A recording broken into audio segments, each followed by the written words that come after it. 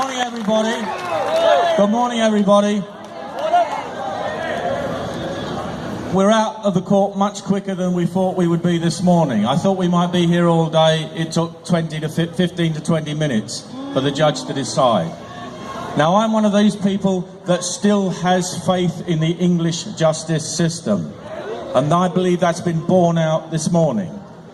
When Tommy was originally jailed for contempt of court, and I think it took a few hours for that to happen back in Leeds, I went on the radio with Nick Ferrari, who tried to pull me to pieces and tell me I didn't know what I was talking about because he was a journalist and knew all about contempt of court. And I said, I don't believe that the proper procedures of the law were followed, that he didn't get a proper hearing, that the evidence wasn't heard, and that if it had, it might have had a different outcome.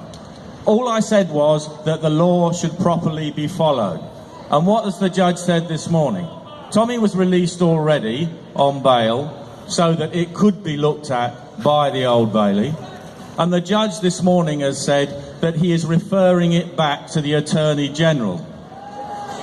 He has said that on the basis of the statement that Tommy made to the court, which said, if I summarise it, basically nobody has been jailed in the last 60 years for the offence that he was alleged to have committed. The other newspapers and journalists had committed contempts of court, and he names them in his statement, including in the trial of Leo Belfield, the murderer of little girls, when a newspaper was responsible for that case collapsing in court. That newspaper got fined £10,000. Not the journalists, nothing happened to them, the newspaper. So it looks very much like when Tommy was jailed for the alleged contempt of court, this was more about who he was and what he was saying rather than the actual offence. Now, the law has not yet run its course. The Attorney General has to consider this case and decide whether it's in the public interest to proceed to a proper hearing, whereas the judge said to this morning there will have to be evidence put by the prosecution and the defence. Now, I cannot second guess what the Attorney General is going to say, but I think that he might be well advised to look at it and say, if an offence was committed, then Tommy spent long enough in jail, long enough in solitary confinement, has suffered enough.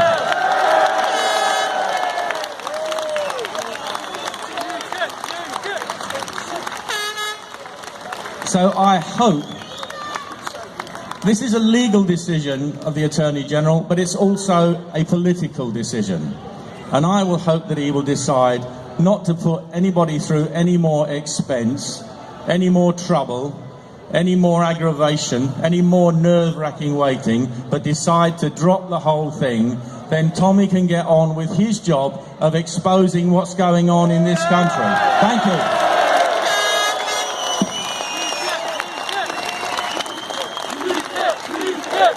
We want Tommy out! We want Tommy out! We want Tommy out! We want Tommy out! We want Tommy out! We want Tommy out! Gerard Batten, what a man this is.